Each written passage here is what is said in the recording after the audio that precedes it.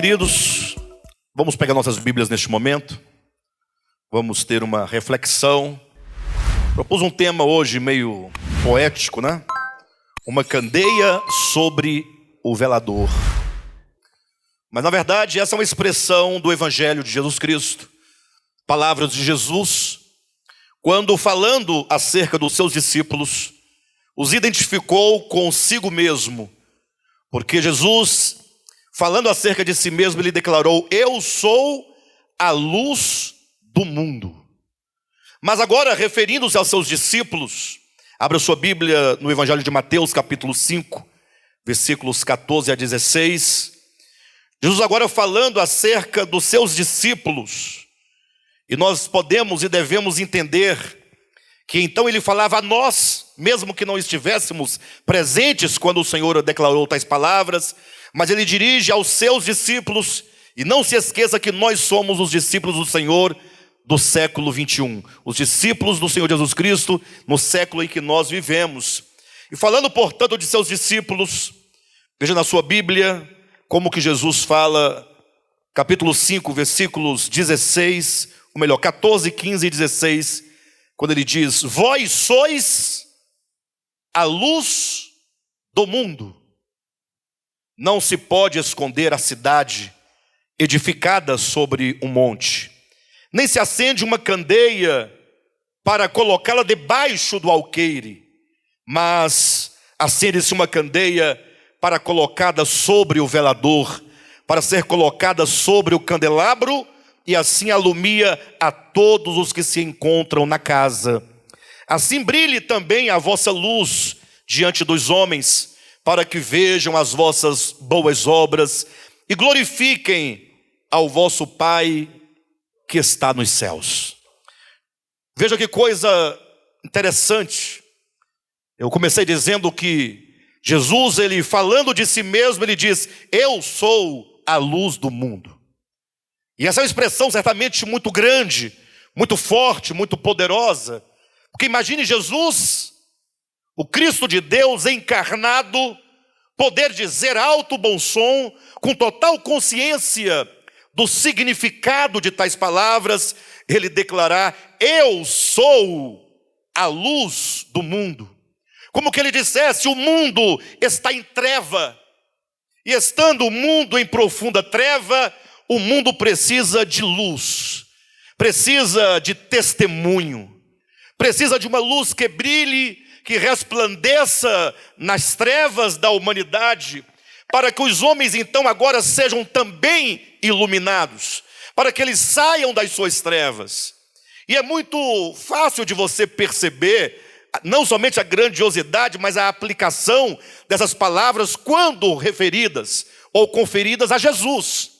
Porque ele falar de si mesmo: eu sou a luz do mundo, logo todos podem dizer: com certeza Jesus é a luz do mundo, porque ele foi um homem que, tendo vivido nesta terra, ele iluminou a tudo e a todos, durante todos os dias em que ele esteve sobre essa terra na condição humana. Toda a sua existência humana, ele foi um grande farol, um grande holofote.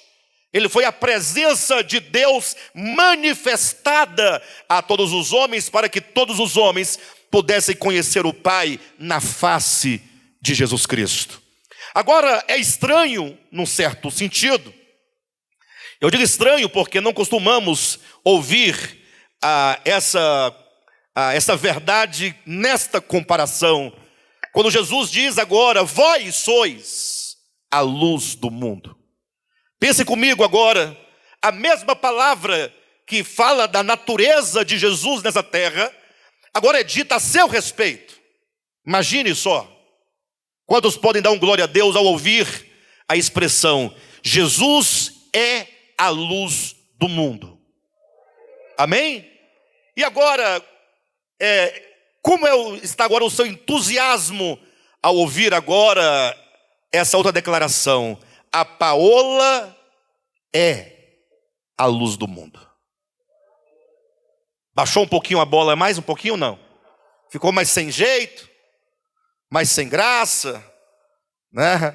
Se eu disser então, o que você está aqui na frente sofre muito, né? Que a Natália é a luz do mundo. A colega do lado deu amém bem forte para animar, para não desanimar. Mas você é discípula de Jesus Cristo, portanto você é a luz do mundo. Quem diz isso não sou eu, é o próprio Jesus quem diz isso. Andresa, você é a luz do mundo. Dila, você é a luz do mundo. Não vou dizer o nome de todos porque não tem como, mas a Vera não pode ficar de fora. Vera, você é a luz do mundo. Vós sois a luz do mundo. Portanto, diga, eu sou a luz do mundo. Pastor, eu tenho medo de, com isso, estar usurpando aquilo que Jesus é. Não, mas o que Jesus é aquilo que você é. Porque Jesus, ele era homem? Sim ou não? Jesus nasceu no tempo, nasceu na história, nasceu em Belém, filho de Maria, participante de carne e sangue, a nossa semelhança, viveu como homem nessa terra, sendo tentado em todas as coisas, a nossa semelhança, nós também homens, de carne e sangue, vivendo historicamente na terra. E o Jesus de Nazaré tinha o Cristo como a luz eterna, que é o próprio Deus dentro de si. Jesus, portanto, homem, tendo o Cristo de Deus encarnado na sua natureza humana, podia resplandecer essa luz e, portanto, afirmar, eu sou a luz do mundo. E você, sendo homem, também não tem o Cristo de Deus, o Logos eterno, a luz eterna, habitando o seu espírito? Ou não tem? Estou sentindo que os irmãos estão perdendo o sentido da mensagem. Estão entendendo? Jesus é a luz do mundo, e a luz do mundo diz acerca de cada um de nós, vós sois a luz do mundo. Com isso, eu não quero gerar no coração de ninguém nenhum tipo de arrogância, né? De orgulho maligno, perverso.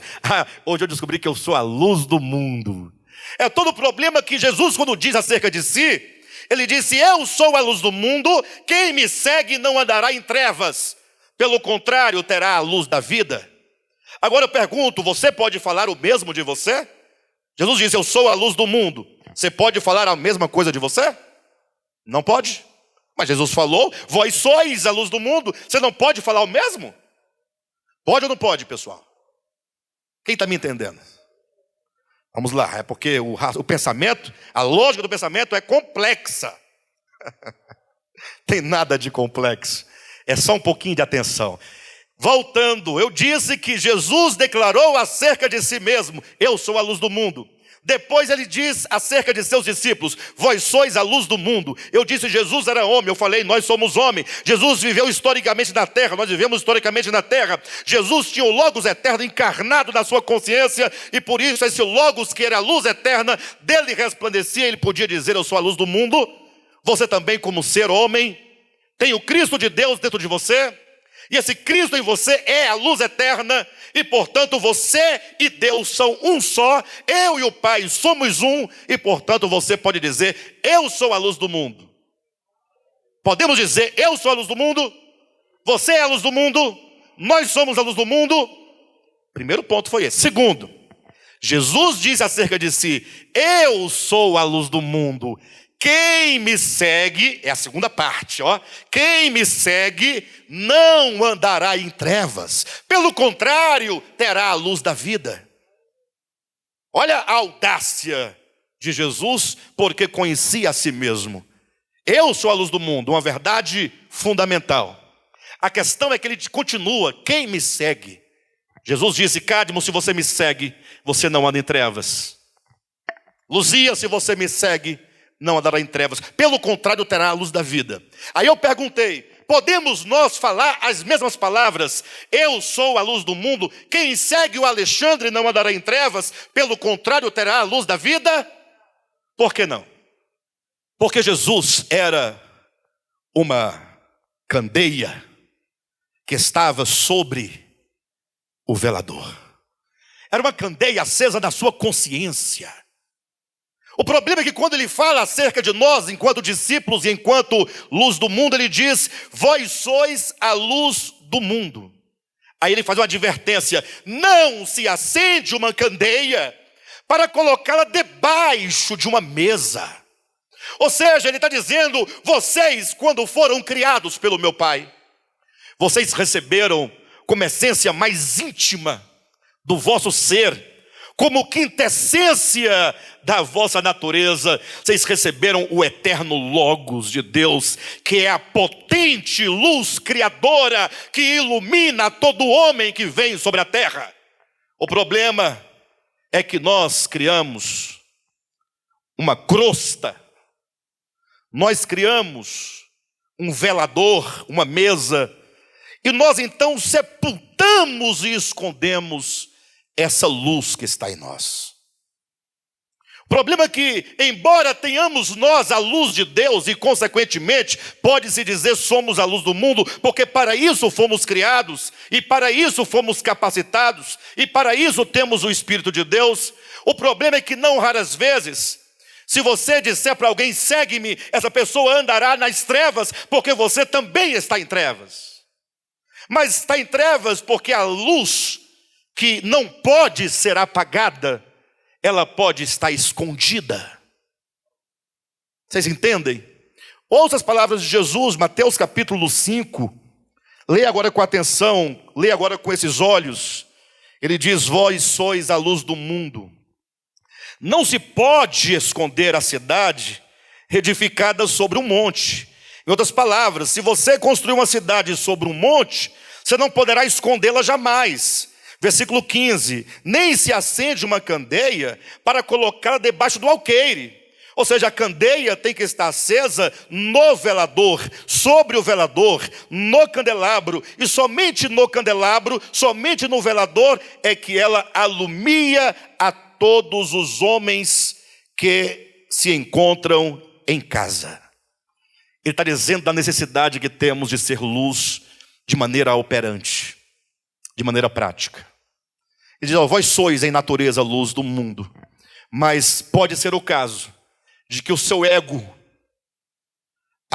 os seus próprios propósitos humanos, seus propósitos terrenos, seus desejos terrenos, tudo aquilo que diz respeito a você mesmo e só a você, a sua própria vontade, tudo aquilo que você tem construído como objetivo, como busca, como entrega das suas energias para conquistar, todas essas coisas podem estar simplesmente impedindo que a luz de Deus brilhe no candelabro da sua consciência. Alguém diz: pastor, eu queria tanto poder estar como Jesus disse: vós sois a luz do mundo, para que todos que estão em casa sejam iluminados pela luz de Deus em mim. Jesus então explica dizendo, versículo 16: assim, deste modo, assim como, irmãos, como uma candeia sobre o velador, não como uma candeia debaixo de uma mesa, assim brilhe também a vossa luz diante dos homens, para que quando esses homens virem as vossas boas obras, eles então possam glorificar o vosso Pai que está nos céus. Ou seja, Jesus está dizendo: olha, quando você neste mundo estiver vivendo, realizando, agindo, procedendo, resistindo, para você saber se você está vivendo como luz do mundo ou não, é preciso que você olhe para os outros. Se os outros olham para a sua vida, para os seus atos, para o seu falar, para o seu agir, para o seu viver, e com isto eles glorificam o Pai Celeste, então você está resplandecendo. Mas se tudo aquilo que nós manifestamos aos homens é o nosso próprio ego, o nosso próprio egoísmo, a nossa própria vida mesquinha, então o nome de Deus não será glorificado. Há uma profunda necessidade de nós entendermos o papel da igreja e a função da igreja. Infelizmente, a igreja não se entende como luz do mundo. Não. A igreja muito perdeu a sua identidade, não somente na ideia, mas no próprio conceito. Hoje em dia, ser igreja é ser crente é ser próspero, é ganhar dinheiro, ser bem-sucedido, não ter doença nenhuma, não ter medo do corona, né?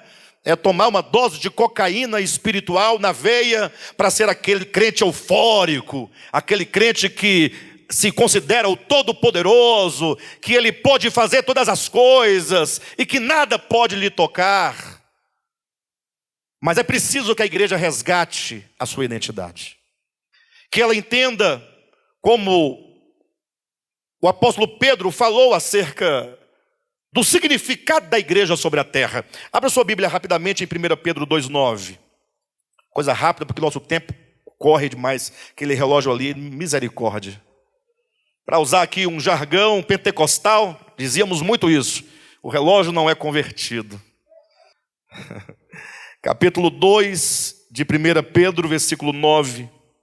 Olha o que Pedro fala acerca da igreja.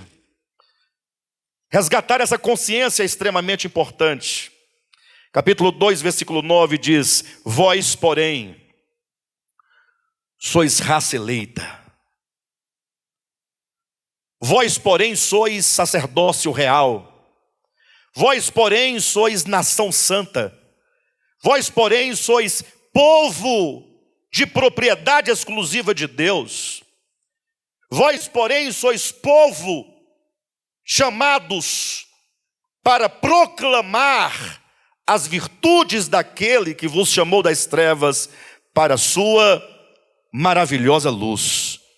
Ora, qual é a finalidade, o papel, a natureza da igreja? Senão que nós fomos chamados para o quê? Para proclamar. Proclamar o quê? Proclamar o quê? Proclamar as virtudes. As virtudes daquele que nos chamou das trevas para a sua maravilhosa luz. Aí eu pergunto, irmãos, como nós vamos proclamar as virtudes daquele que nos chamou das trevas para a sua maravilhosa luz? Como nós vamos proclamar? Fala aí. Quem tem uma ideia? Estou procurando uma ideia. Preciso de uma orientação, de sugestões. Porque se nós fomos chamados para proclamar as virtudes daquele que nos chamou das trevas para a sua maravilhosa luz, então agora nós estamos empenhados nisso e eu quero uma sugestão. Como nós vamos proclamar? Eu tenho uma ideia inicial. Permitam-me dizer? Aí depois, se os irmãos acharem a minha ideia boa, a gente executa. Se não, a gente ouve outras ideias. Então a ideia é a gente abrir uma rádio pirata. A gente abre uma rádio pirata, compra uma torre, um receptor, um transmissor, microfone tem muito aqui. Entenderam? A torre tem que ser montável. Eu não sei se é assim que diz. Porque quando a polícia chegar, a gente tem que desmontar a antena, esconder os equipamentos e fugir. De preferência que tenha um túnel, para a gente se esconder da polícia quando ela chegar, porque nós não podemos manter uma rádio pirata, mas temos uma necessidade de proclamar as virtudes. E aí cada irmão desse ministério que ajudar a comprar antena poderá ter 1 hora na rádio para ficar dizendo: Jesus é bom, Deus é maravilhoso, Deus é justo, Deus é santo. Porque se essa rádio alcançar pelo menos 1000 pessoas ali ao redor, nós estaremos anunciando as virtudes de Jesus para essas pessoas. Quem gostou da minha ideia? Uai, eu sou o presidente da obra. Alguém tem uma ideia melhor do que a minha, por gentileza? Tá bom, os irmãos não gostam de nada pirata, né? Eu também não gosto. Tá bom? Então, essa minha sugestão foi só para testar os irmãos. Mas então eu tenho outra ideia. O irmão Juraci, ele tem um caminhão, aquele caminhão 3/4. E aí, que tal nós colocarmos caixa de som em cima, ligarmos os microfones e sairmos de rua em rua, dizendo: Deus é bom, Deus é maravilhoso, Deus é justo, Deus é santo, Deus é simples, Deus é 10, Deus é 1000. E aí, para ninguém ficar rouco, cada um grita um pouco ao microfone. O que os irmãos acham? A gente faz a Vicente Pires, depois faz Ceilândia, depois Taguatinga. A gente assim vai indo, começando em Jerusalém, Judeia, Samaria, até os confins da terra. Não dá certo. Vós sois a luz do mundo.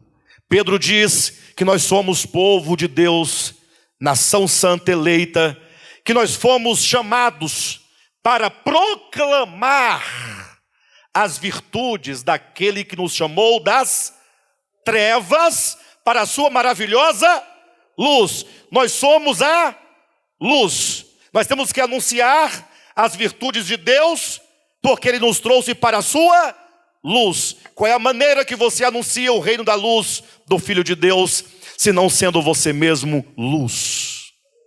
Luz. Ora, você é luz, mas tem que retirar de debaixo desse ego, dessa mesa, desse alqueire, tirar debaixo de tudo aquilo que oculta essa riqueza divina em nós, para podermos manifestar isso ao mundo. Esse é o papel da igreja. Não é sem razão que Paulo vai dizer também em 1 Timóteo capítulo 3, falando sobre como a igreja deve viver.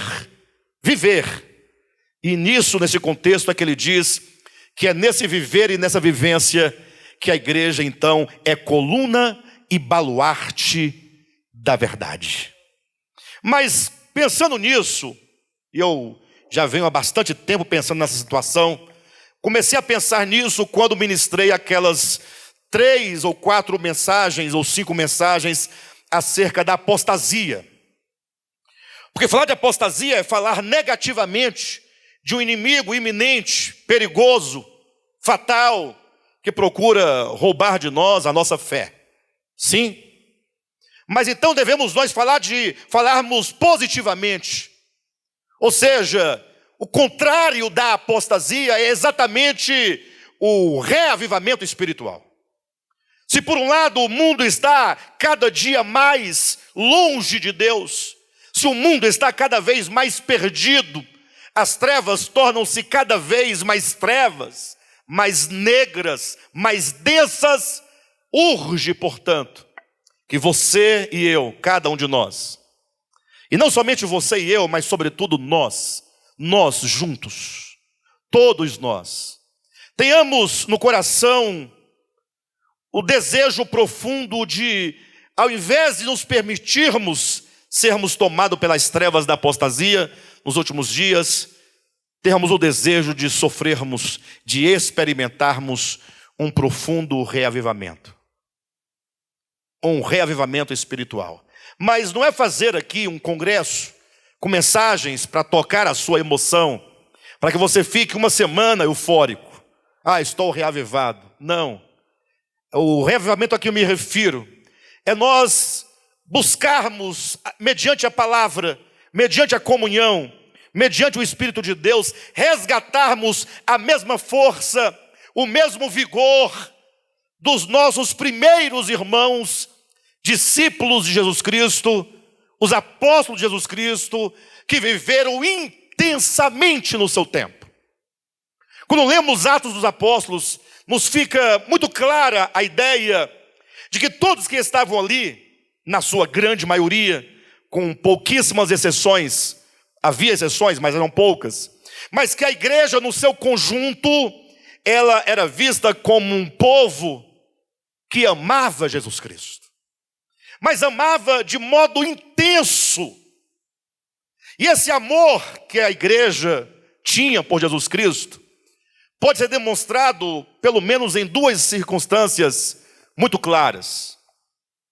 A primeira, e eu quero que vocês me acompanhem nessa história, mostrar como que a igreja primitiva, a primeira igreja do primeiro século, a igreja primeira ali de Atos capítulo 2, 3, 4, 5, 6, 7, 8, como que eles tinham uma energia vital, um ânimo sobrenatural, uma esperança desmedida, como eles jamais trocavam qualquer coisa dessa terra pela esperança do retorno de Jesus Cristo. Eles tinham um amor intenso, um amor inexplicável. E eu disse que, para os irmãos me acompanharem nessa história, que eu quero demonstrar em que circunstâncias e por quais motivos esse amor era tão intenso. Eu fico imaginando Jesus na terra, né? Poxa, como seria maravilhoso se nós estivéssemos lá com Ele, naquele tempo, andando com Ele. Sim, como eu ando com vocês andam comigo, com Cádimo, pessoas reais, né? Concretas, históricas. Como diz João na sua epístola, né? Poder tocar, ver, contemplar, sentir a respiração, conversar, andar com Ele. Foram 3 anos e meio, Jesus, homem, dormindo, acordando, comendo, andando, falando, conversando, pregando, fazendo milagres. E tinha pelo menos ali 12 pessoas muito próximas de Jesus. Havia também os outros discípulos, que não eram os apóstolos, e ainda havia as multidões. Se fôssemos colocar em círculos, né, podemos dizer que o círculo mais próximo de Jesus era o dos 12. Depois os discípulos, depois as multidões. Mas esses 12 que representam na revelação os fundamentos da igreja, não estou dizendo que eles são os fundamentos em detrimento a Cristo enquanto o fundamento. Eles são colocados enquanto os fundamentos da Nova Jerusalém. Isso porque a função desses apóstolos era lançar o fundamento da verdade que é Cristo Jesus. Mas eles ficaram ali 3 anos e meio com Jesus todos os dias. E devia ser muito bom estar com Jesus, muito bom.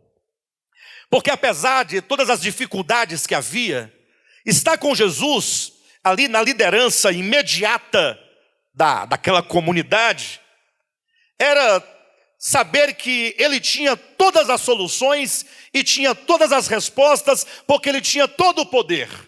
Se estivéssemos nós ali num barco, uma tempestade viesse tentando naufragar aquele barco, ele dizia, não precisa se perturbar, e logo ele acalmava, ele ordenava aos ventos e ao mar, e logo se acalmava.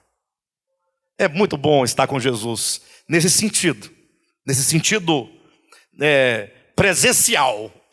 Vou usar a expressão do momento, né? Não era à distância, nem online. Estar com Jesus ali, mesmo naquele exato momento histórico de Jesus. Se porventura não pescássemos nada durante toda a noite, Jesus apenas mandava jogar a rede para o lado direito e logo se pegavam 100 e tantos peixes, dos maiores que havia. Então tudo estava resolvido com Jesus. Ele próprio pregava a palavra, nós não precisávamos pregar. Nós dormíamos enquanto ele orava por nós. Olha que maravilha. Não é bom, não?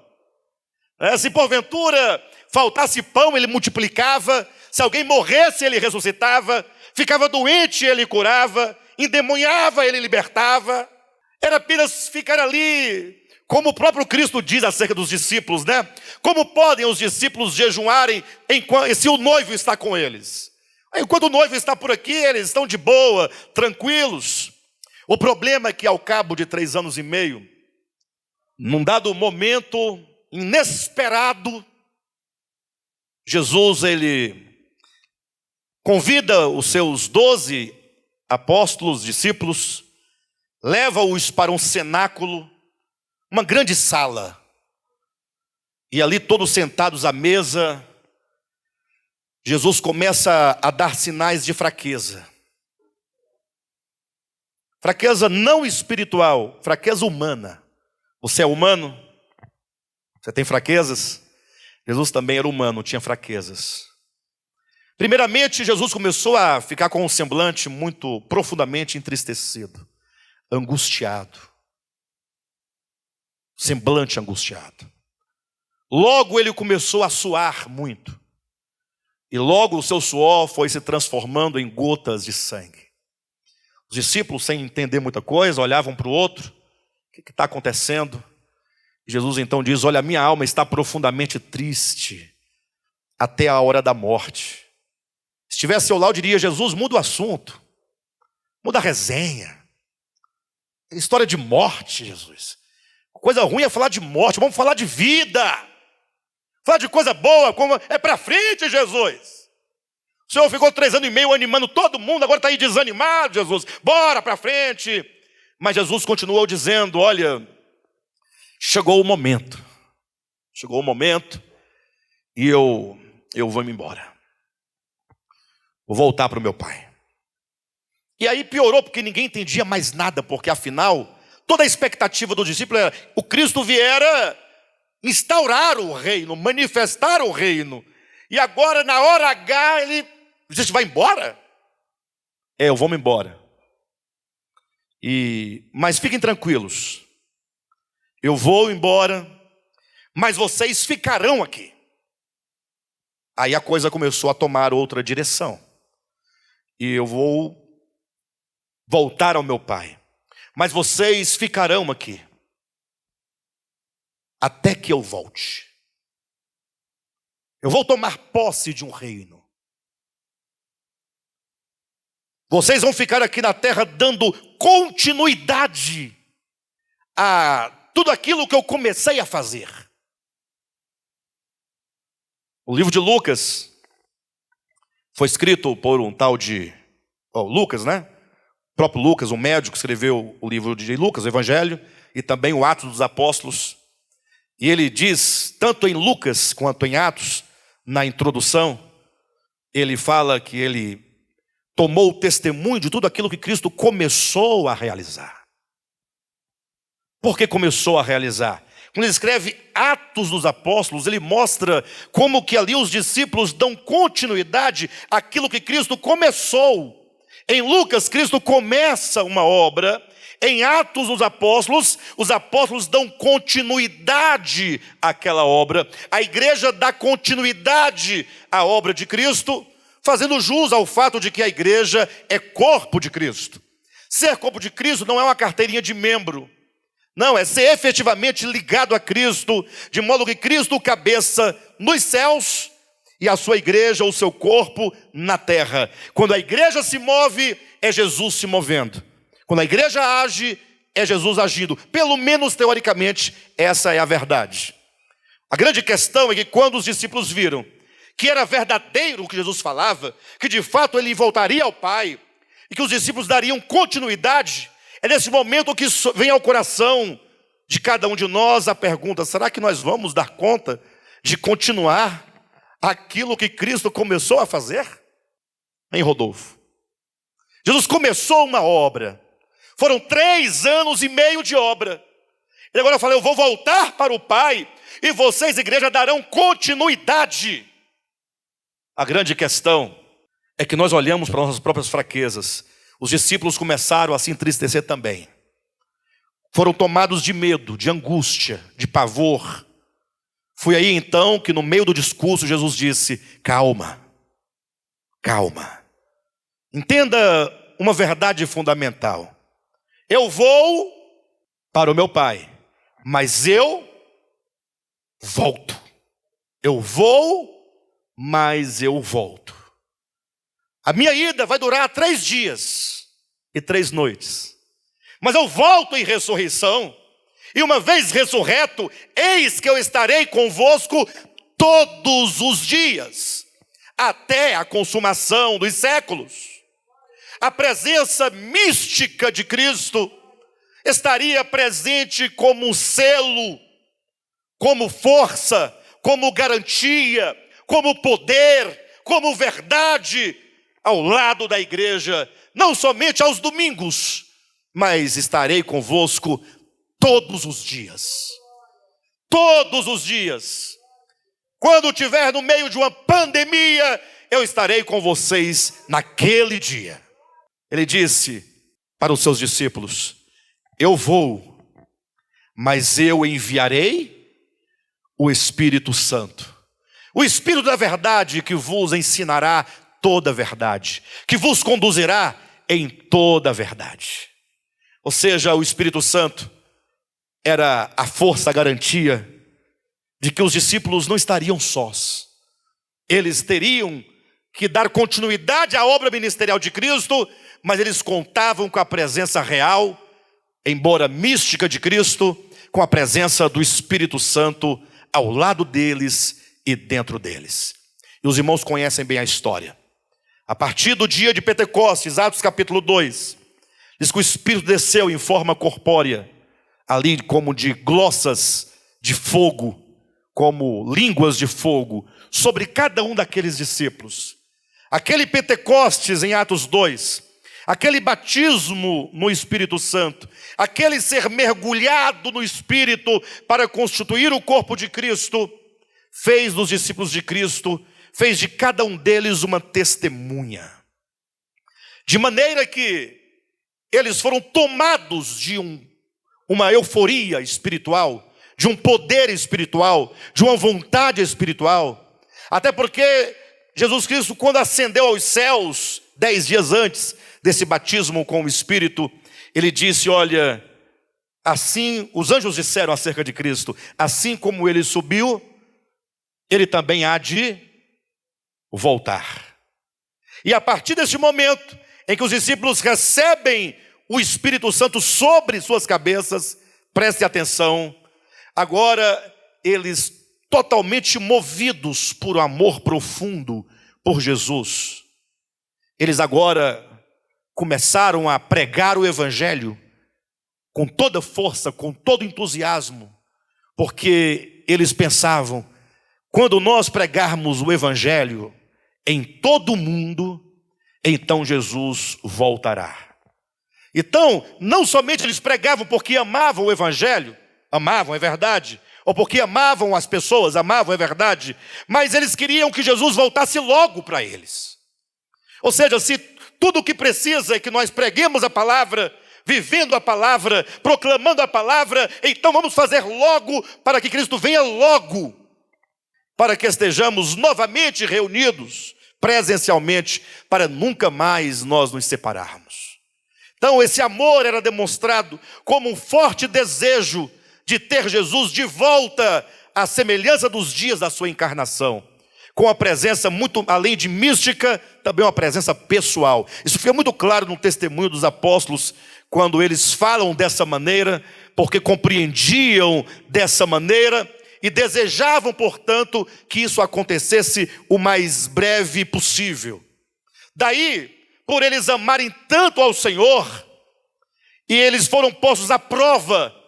E se nós fôssemos aqui falar a quantidade de testemunhos de homens, de mulheres, que por causa do Evangelho, eles perderam suas vidas. Ou seja, perder a vida enquanto um mártir, significa que a prova do amor a Cristo chegou à última instância.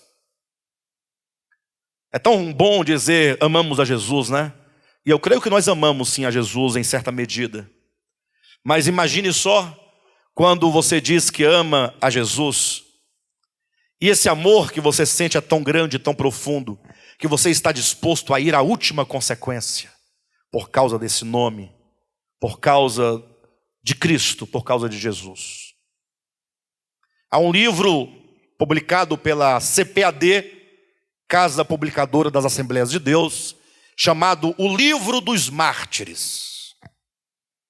E eu diria que seria bom que cada um de nós lêssemos pelo menos uma vez esse livro, porque ele, começando ali com Estevão, é a primeira mensagem desse livro, vai narrando toda a história de tantos homens que, desde os primeiros dias da igreja em Jerusalém, passando pelo primeiro século, segundo século, terceiro século, quarto, quinto, sexto, 10º, a história toda foi testemunha, ou teve o testemunho de homens e de mulheres que, por amarem ao Senhor e desejarem profundamente pelo Senhor, entregaram suas vidas no sentido mais literal possível que você possa imaginar.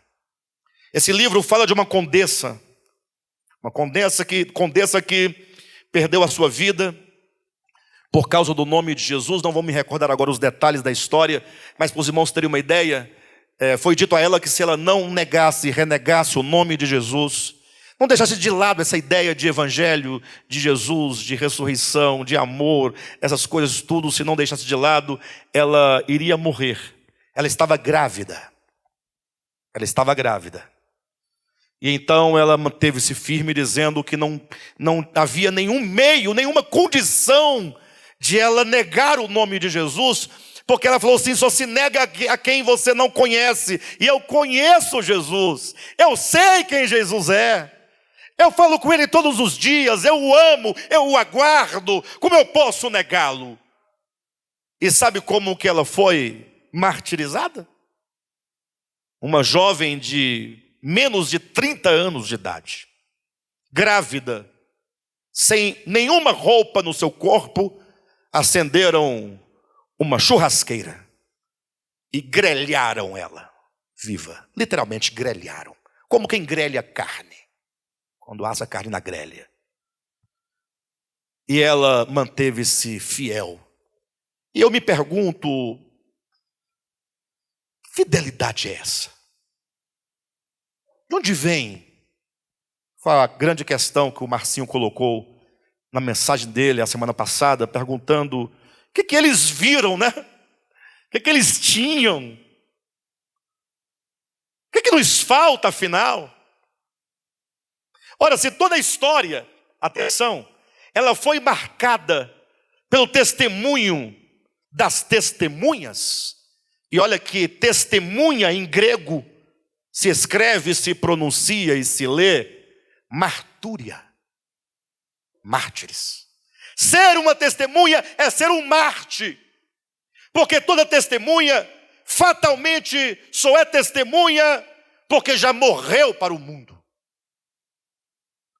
E pode ser que esse que já morreu para o mundo venha também a morrer para essa existência temporal. Ou não, mas toda testemunha certamente morreu para o mundo. E então, depois de tantos séculos, homens, mulheres, jovens, crianças, velhos, que viveram nessa terra testemunhando, testificando, como que um grande candelabro, uma luz, resplandecendo o nome de Jesus, resplandecendo a pessoa de Jesus, resplandecendo as virtudes de Jesus. Por isso o mundo não as ama, e o mundo as perseguiu, e o mundo as matou. Depois de tantos séculos, na ponta da história, aqui estamos nós. Aqui estamos nós. Como uma continuidade, né? Ou não? Você se vê como continuidade dessa história? Ou não? Ou nós somos outra coisa? Olha quão grande é a nossa responsabilidade. Eu não tenho tempo para desenvolver tudo que eu gostaria de falar. Eu vou citar para os irmãos algumas coisas, alguns pontos, que certamente nos chamará bastante a atenção no que concerne a essa nossa responsabilidade de desenvolvermos uma consciência acerca da nossa natureza e, sobretudo, da nossa da obra que compete a nós enquanto igreja. Os tempos de hoje, esse é o primeiro ponto. Olha a urgência. Os tempos de hoje são o cumprimento do que Jesus falou em João capítulo 9, versículo 5. Preste atenção, igreja, em nome de Jesus. Jesus, quando curava, ele ia curar um cego de nascença. Ele ia curar um cego de nascença. Olha a ideia. Como a Escritura, ela traz nas suas palavras, nas suas letras, naquele terreno fértil que é a Escritura, ele traz a semente da revelação, o veio da revelação. Jesus ia curar um homem cego de nascença, e ele então declarou dizendo: olha, é necessário que nós façamos as obras de Deus enquanto é dia. Porque chegará um tempo em que a noite chegará, e quando chegar a noite ninguém poderá fazer mais nada. Ou seja, ele falou assim: vamos fazer a obra de Deus. Qual era a obra de Deus naquele momento? Abrir os olhos do cego. O que todos sabem pelo âmbito toda a revelação, que aquilo significa abrir os olhos espirituais, não necessariamente os olhos físicos, para que o outro veja. A prova disso é que o próprio Jesus ressuscitado declarou para Saulo de Tarso no caminho de Damasco, dizendo: levanta-te, porque eis que eu te constituí ministro e testemunha para abrires os olhos dos cegos. É muito claro o texto. E você nunca vai ver Paulo abrindo os olhos de um cego no sentido literal. Mas você vai ver em toda a vida de Paulo os olhos dos cegos sendo abertos todos os dias. Ou seja, Jesus está dizendo assim, olha, vocês, igreja do século 21, preste atenção, vocês estarão vivendo quando o dia terá acabado, porque a noite vem quando ninguém pode trabalhar. Jesus aponta para uma época da história em que as trevas da apostasia teriam tomado de conta da humanidade, e nós, no meio dessas trevas, dessa noite tão intensa, ele diz, vós sois a luz do mundo. E agora? Olha que coisa grandiosa. Fala, pastor, mas o que eu faço? Eu não dou conta. Primeiramente, você comece a orar, e a declarar, e a declamar, e a professar para você mesmo, para o mundo, para principados e potestades, para todo o universo. Acorde de manhã e do Espírito você clama dizendo, eu sou a luz do mundo, segundo disse Jesus. É você entender, cuidado, aqui não existe nenhuma técnica de você ficar proferindo palavras como um mantra. Eu estou dizendo que você precisa de ser convencido no seu espírito daquilo que Jesus diz que você é. O problema é que nós não acreditamos no que Jesus diz. Nós acreditamos no Big Brother. Fala a verdade, para de bobagem. Comece a crer nas palavras de Jesus. Isso vai gerar em você um profundo choque. No momento que você começar a dar créditos à palavra de Jesus, que olhando para você diz, vós sois a luz do mundo. Quando você começar a dar crédito, você vai sentir um impacto tão grande, sabe por quê? Você fala assim, mas puxa, mas eu nunca imaginei isso. Olha que responsabilidade, e o pior, não somente você é a luz do mundo, como diz Jesus, mas você é a luz do mundo quando virá a noite. Quando o dia terá passado e já não se pode mais fazer as obras de Deus. E se não pode, o que eu faço? Brilhe. Brilhe.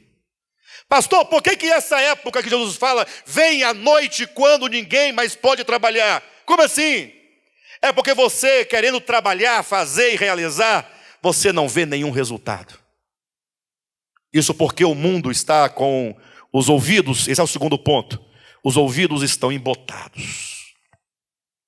Quão diferente era pregar há alguns anos atrás. Onde você fala, você fica igual um bobo numa praça, um palhaço sem graça. Coisa chata é palhaço sem graça. Quando o palhaço é engraçado, tem umas brincadeiras novas e boas, umas piadas boas, é até bom você assistir e ficar rindo. Mas o palhaço que não tem graça, que até a criança chuta o sapato do palhaço e sai com raiva do palhaço. É assim nós pregando, falando, ninguém quer nos ouvir. E o que fazer? Brilhe! Não queira fazer, seja!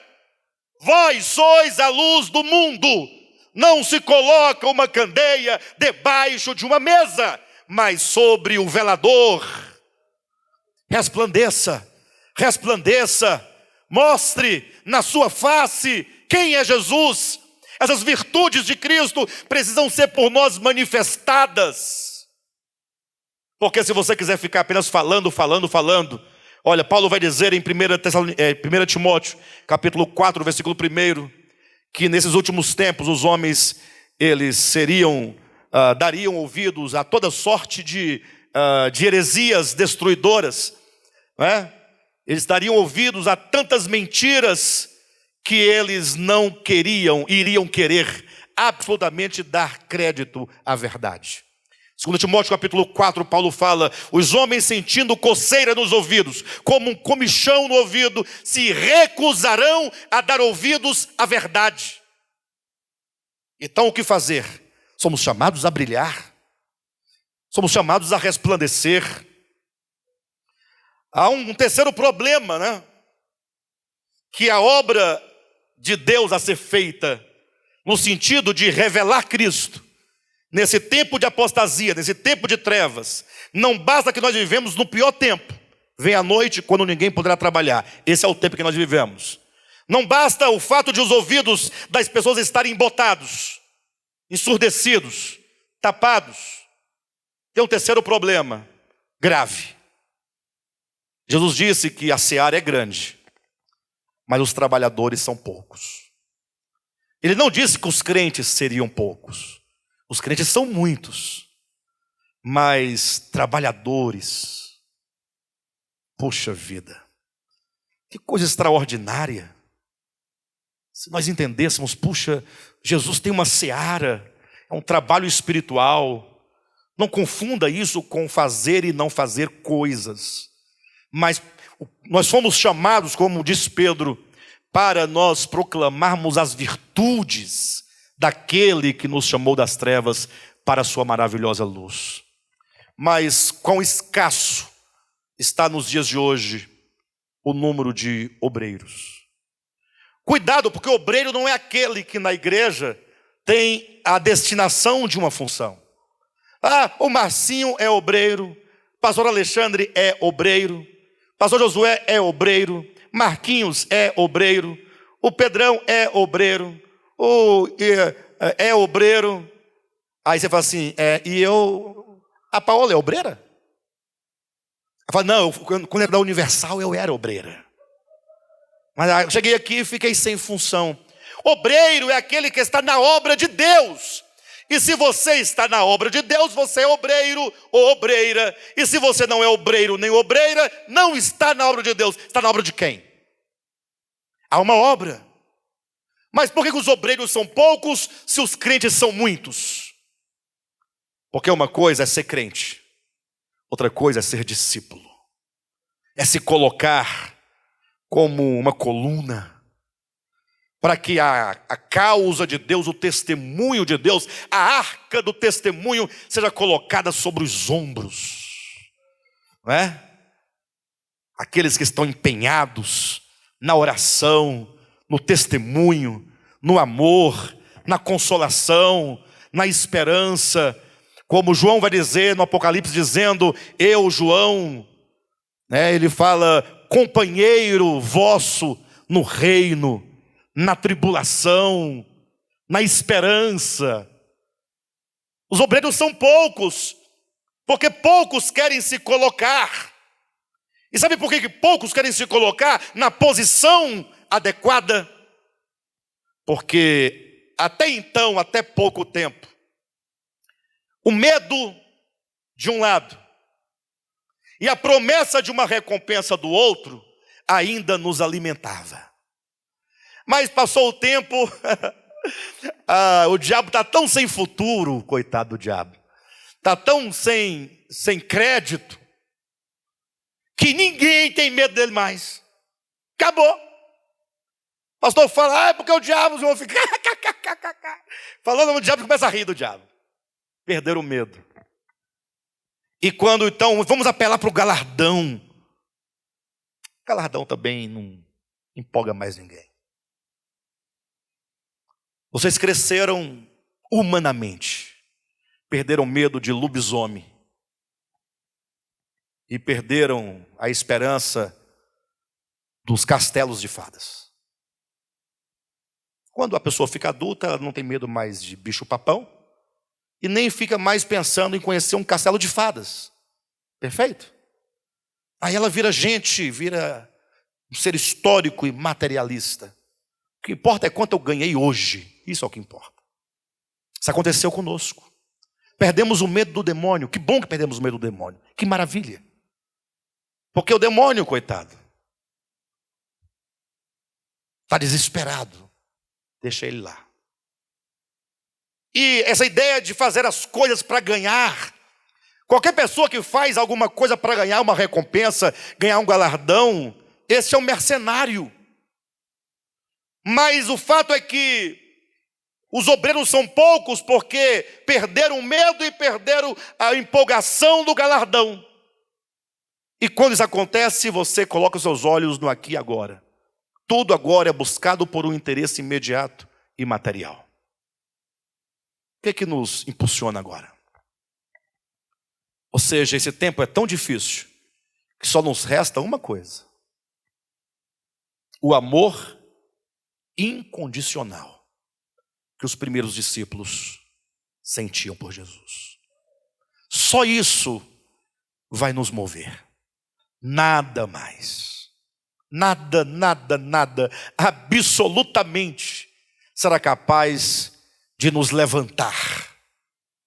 Nada será capaz de ser em nós o combustível necessário para nós nos levantarmos e nos colocarmos nas fileiras dos discípulos de Jesus, compondo os últimos lugares dessas fileiras que começaram a se formar lá no primeiro século da era cristã. Amar Jesus. Mas o amor é tão desinteressante. Vocês não acham? Nós não temos saída. Ou nós amamos o Senhor, ou nós estamos fadados ao maior fracasso. Pastor, como é que eu faço para amar o Senhor? Eu quero amá-lo mais. Todos nós aqui amamos o Senhor em certa medida. Né? Pedro, na sua epístola, vai dizer daqueles que não viram a Jesus e não vendo o amam por meio da fé. É preciso que nós comecemos a mudar aqui dentro de nós alguns valores. Não pensa que nós vamos fazer uma oração final aqui e sua vida vai mudar. Isso é bobagem, é engano. Quantas vezes você foi na frente, pastorou, colocou a mão na cabeça, empurrou para trás, cuspiu em você e não deu nada? Não deu. Se desse, você não estaria assim. Eu conheço pessoas que ficaram a vida inteira lá dentro, inteira.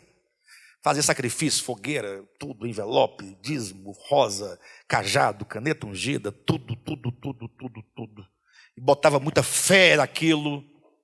E a vida nunca mudou. Ou melhor, piorou. Muito pior. Mas muito mesmo. Mas não perdeu a fé nas coisas. Então, a grande questão é que você precisa mudar alguns valores aqui dentro de você. Quais valores, pastor? Ora, você precisa entender que existem coisas que são essenciais, fundamentais. E que você precisa agora voltar os seus olhos para isso que é fundamental. Estamos vivendo um tempo de pandemia. O que hoje é mais importante hoje? Nessa pandemia? A vacina? A saúde? Mas de modo prático, quem é afetado pela doença, o que ela quer fazer? Ela quer o quê? Ela quer respirar. Ela precisa respirar. Os pulmões são o primeiro órgão que a doença ataca. E aí a pessoa entende, puxa, eu vivi 50 anos para descobrir o que é essencial. Respirar é essencial. Será que eu vou ter que ter Covid e agravar para eu entender que o ar é essencial, poxa? E você está correndo atrás de dinheiro, brigando com as pessoas por causa de dinheiro, desenvolvendo inimizade por causa do dinheiro, por causa de coisa, ferido, ofendido, por causa de uma palavra que foi maldita, maldizida. Volte-se para o que é essencial. Puxa vida, o alimento é essencial. Comece a ver em tudo isso Deus. Porque você não pode produzir ar. Você não pode produzir alimento, dar origem. Você pode manipulá-los.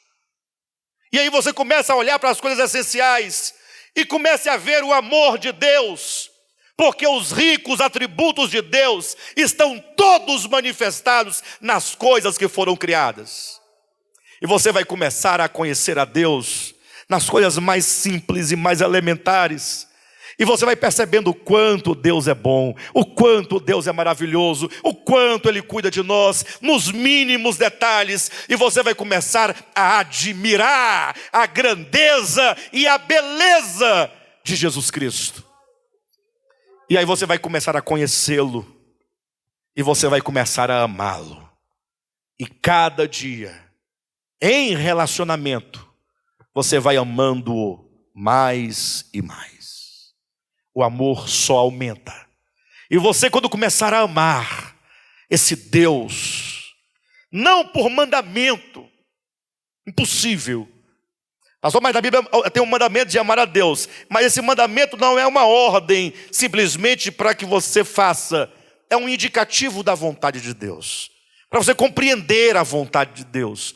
Mas o fato é que você nunca poderá amá-lo se você não conhecê-lo. Não se ama a quem não se conhece. E para isso você vai ter que olhar para onde ele está revelado. Começa pela revelação mais elementar, a criação. Comece a agradecer, em tudo dar graças. Comece a louvar, comece a bendizer. E você vai perceber o quanto que vai mudar dentro de você. E logo, quando você menos esperar, você estará realizando e cumprindo com todos os mandamentos de Jesus. Porque ele diz, aquele que me ama, esse é aquele que guarda a minha palavra. Aqui não é condição, aqui é causa-consequência. Se vocês me amam, vocês guardam os meus mandamentos. Por que os mandamentos de Deus são tão penosos para nós, quando João disse na sua epístola que os mandamentos de Deus não são penosos? Ora, o menor mandamento de Cristo é um saco de 1 tonelada nas suas costas quando não se ama. Mas quando se ama, você fala como Jesus, o fardo de Jesus é leve, é suave, né? E o fardo é leve. Então, que tal se nós nos voltarmos para o nosso coração e começarmos? Você tem que começar a querer. Primeira coisa, comece a querer. Vocês entendem? Não estou querendo. Então começa a querer. Eu vou começar a querer. E vamos galgar em nome de Jesus. Tá bom?